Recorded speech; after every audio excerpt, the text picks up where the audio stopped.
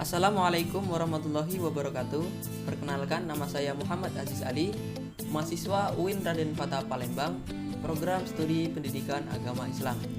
Di sini saya akan menjelaskan mengenai karakteristik pemilihan media pembelajaran.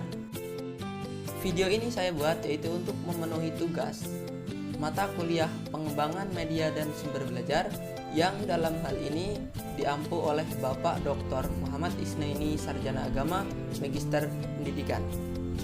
Baiklah, langsung saja kita ke materinya. Setiap media pembelajaran itu pasti memiliki karakteristik tertentu yang dikaitkan atau dilihat dari berbagai segi. Jadi, pengetahuan mengenai karakteristik media pembelajaran itu sangat penting, artinya untuk pengelompokan dan pemilihan media. Karakteristik media merupakan dasar pemilihan media yang disesuaikan dengan situasi belajar tertentu. Nah, di sini dapat kita lihat yaitu menurut Gerlach dan Eli itu mengemukakan bahwa ada 3 karakteristik media berdasarkan petunjuk penggunaan media pembelajaran. Nah, gunanya adalah untuk mengantisipasi kondisi pembelajaran di mana guru tidak mampu atau kurang efektif dalam melakukannya. Ketiga karakteristik atau ciri dari media pembelajaran adalah yang pertama yaitu karakteristik fiksatif. Nah, maksudnya adalah yaitu yang menggambarkan kemampuan media untuk merekam, menyimpan, melestarikan, dan mengkonstruksi suatu peristiwa atau objek. Contohnya yaitu seperti kamera, handphone, dan lain-lain. Nah, kemudian yang kedua yaitu ciri manipulatif. Nah, maksudnya adalah kemampuan media untuk mentransformasi suatu objek, kejadian, atau proses dalam mengatasi masalah ruang dan waktu.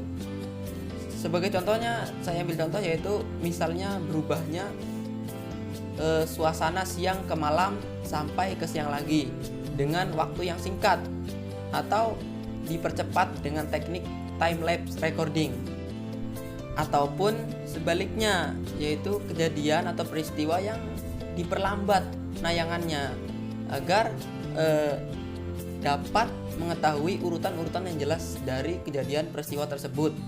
Nah, peristiwa ini media ini itu menggunakan dengan teknik slow motion, jadi diperlambat kejadiannya peristiwa tersebut. Nah, kemudian yang ketiga yaitu karakteristik distributif. Maksudnya adalah karakteristik ini itu dapat menggambarkan kemampuan media mentransformasikan objek atau kejadian melalui ruang, dan secara bersamaan kejadian itu disajikan kepada sejumlah besar siswa di berbagai tempat dengan stimulus pengalaman yang relatif sama mengenai kejadian tersebut. Contohnya yaitu seperti proyektor. Untuk materi yang selanjutnya yaitu mengenai kriteria pemilihan media pembelajaran. Kriteria pemilihan media pembelajaran itu harus dikembangkan sesuai dengan tujuan yang ingin dicapai, kondisi dan keterbatasan yang ada dengan mengingat kemampuan dan sifat-sifat khasnya, dalam arti karakteristiknya media yang bersangkutan.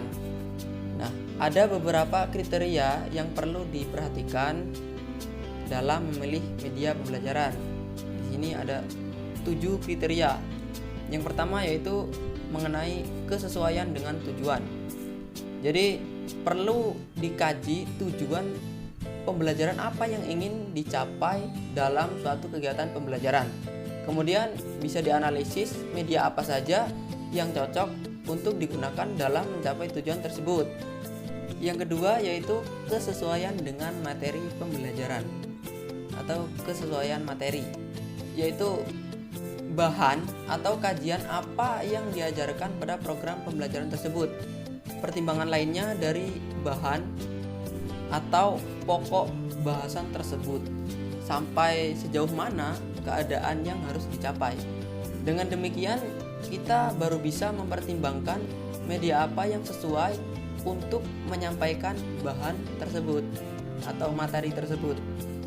Lanjut yang ketiga yaitu kesesuaian teori.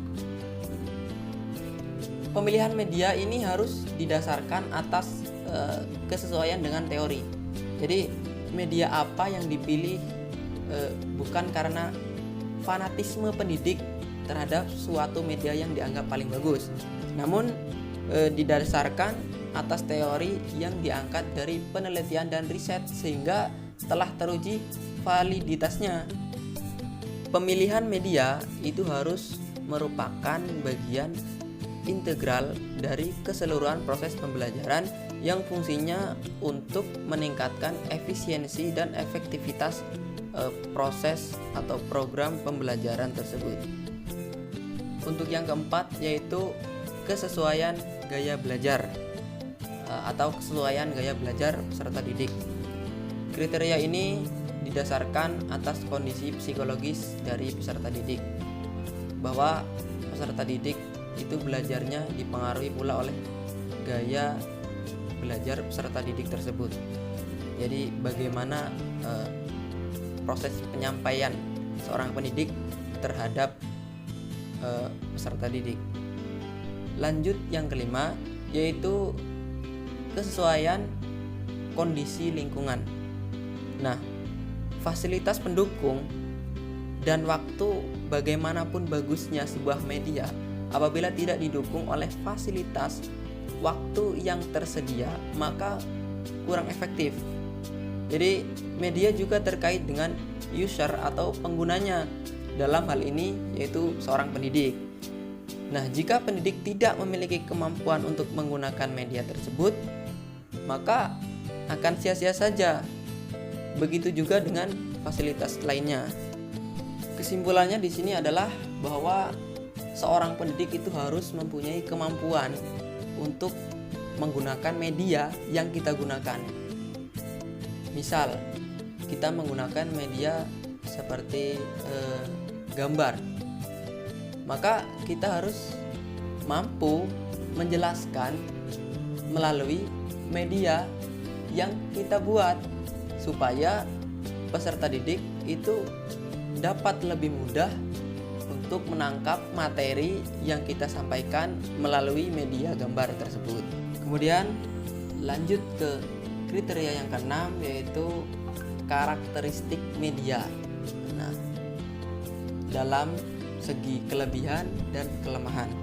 Jadi seorang pendidik itu harus mengenali karakteristik media yang kita gunakan dalam segi kelebihan dan kelemahannya. Dengan seperti itu, seorang pendidik itu mengetahui bahwa media mana yang tepat untuk digunakan dalam proses pembelajaran. Kemudian kriteria yang terakhir yaitu mutu teknis dalam bentuk visual atau audio. Nah, penjelasannya adalah pengembangan visual baik gambar maupun fotografi itu harus memenuhi persyaratan teknis tertentu. Misalnya visual pada slide itu harus jelas dan informasi atau pesan yang ditonjolkan atau disampaikan itu tidak boleh terganggu oleh elemen-elemen yang lain berupa latar belakang misalnya. Saya ambil contoh yaitu seperti ini. Misal kita melakukan presentasi.